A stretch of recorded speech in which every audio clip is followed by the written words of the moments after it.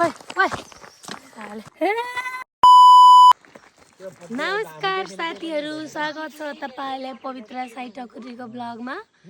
तपाईहरुलाई चाहिँ आज म केही नयाँ देखाउन जानेछु। त्यो नयाँ चीज हो यो घनघोरको जंगल। हाम्रो दर्शकहरुलाई देखाइदिनुस् न त घनघोरको जंगल। हामी चाहिँ आज हाइकिङ जाँदै छौं। हाम्रो टोली के 5 जनाको छ।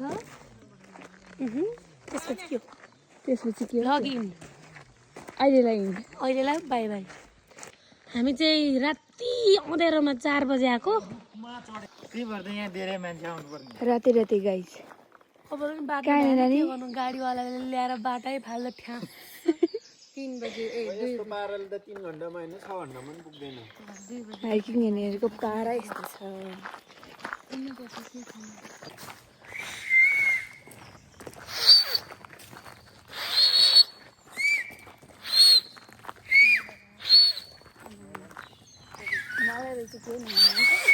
मलाई आउँदैन नि अलिक गतिलोसँग।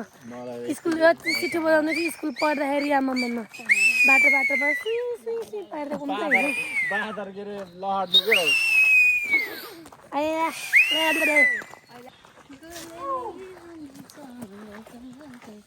ल्याङथाङ टोली हो हामी। यो हो इभानेजको जंगल, क्रोएसियाको इभानेजको जंगल। जंगल हामी हिँड्दैछौँ लहरक। ल एकछिन हादियो गाइज, बीचमा अपडेट गर्दै गरौँला हामी कहाँसम्म पुग्यौँ, कस्तो भयो। कस्तो जङ्गलमा छ थाहा छ। कसैले आएर अट्याक हान्यो भने पनि हामी घाइते केही हुन सक्दैन। ओइ ढुङ्गा पो गुल्टा रहेछ म त। अब जुत्ताको खिचौँ न। नेपालको याद दिलाउने जङ्गलमा छ आज हामी। अब यहाँबाट हिँड्दै हामी पुग्नेछौँ इभानेजको डाँडामा। आजको हाम्रो डेस्टिनेसन भनेको इभानेज डाँडा। 2 घण्टा बाँकी छ अझै। आम्बो बाटो त सरी म्यापले बनाए जति नि हिँडेछ। गुगलले सोचे जति नि। गन्तव्य धेरै लामो छ हाम्रो। गन्तव्य लामो छैन। बाटो गन्तव्यमा पुग्ने बाटो हेर न यहाँ नेपालको जस्तो बल्ल घरेक।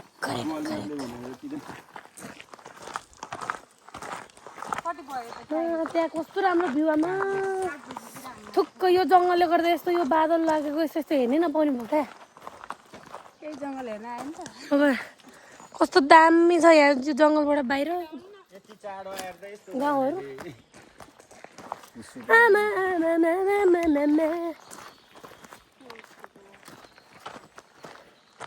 हात त कस्तो गल्ने रहेछ। म त भ्लगर बन्न सक्दिनँ होला। सो अब म चाहिँ अहिले चाहिँ इङ गर्छु। बिचमा फेरि अपडेट गरेर होला। टिकटक नबनाउने रे, भिडियो नबनाउने के काम लाग्यो त घुम्न।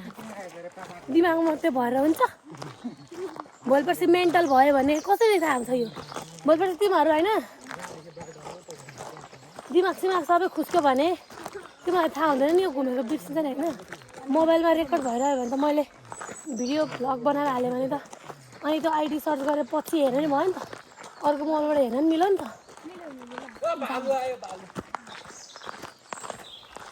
बाघ भालु हिँड्ने जङ्गल क्या बोला तू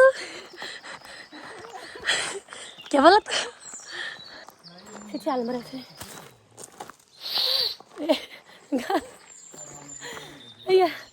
गाह्रो भएर सिटी पनि बजेन यार। बहुत बडा गल्ती हो गया।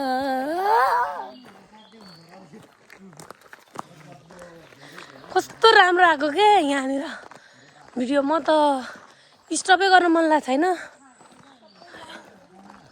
जङ्गल हिँडिरहेको छौँ हामी। हाम्रो हाइकिङ चाहिँ आज खतरा एडभेन्चर हुने भयो। नेचर प्रकृतिको सुन्दरता निहाल्न आएको छौँ आज हामी यस विशेष घना जङ्गलमा। वाउ त्यसरी हावा लाग्यो। अब के गर्नु पर्यो। चस्मा लाउनु पर्यो ल ल ल खोइ ल फेरि हक्सायो उसलाई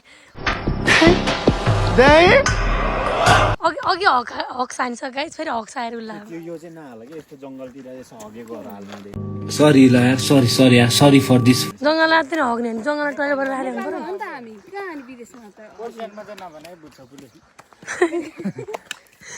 क्रोएसियाको जङ्गल दूषित बनाएर केही छैन रामले हक्स हङ्गेरी घुमाउनुलाई टिस्यु रहेछ धन पातले पुछेर के अरे बचपनको याद ताजा गर्ने भनेको ओइ त्यति तल जानु पर्दैन ओइ हामी जान्छौँ अझ त्यो लट्ठीमा आफ्नो गुगाए क्या होइन भने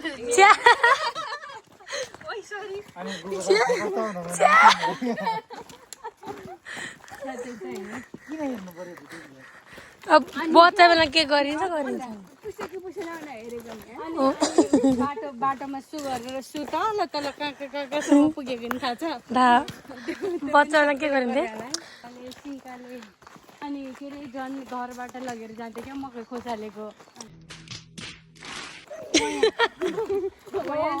खोइ मकै खोसालेको रामेलाई अलिकति भुत्लेर यहाँ आइपुगिसक्यौँ अब हाम्रो गन्तव्यको नजिक छ माथिबाट चाहिँ यस्तो देखिन्छ दुईटा बाटो छ यहाँ चाहिँ यताबाट कहाँ जान्छ थाहा छैन ल वही मेरो त ल भाँच्यो अब के टेक्ने म कस्तो कमसल परेछ नि प्लानिनारस्की दोम इभान चिच्चा 15 मिनट अन्ली 50 मिनट बाँकी हामी अब यहाँबाट जान्छौँ लुई बाट के रहेछ भने आँतेर डराएको त अत्याउँछ हामीलाई कतालाई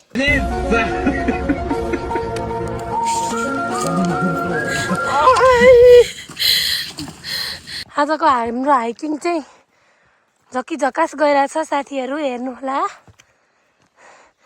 क्रोएसियाको जङ्गल छप्ती भइरहेछौँ हामी यहाँ ओइ को हो भाइ हो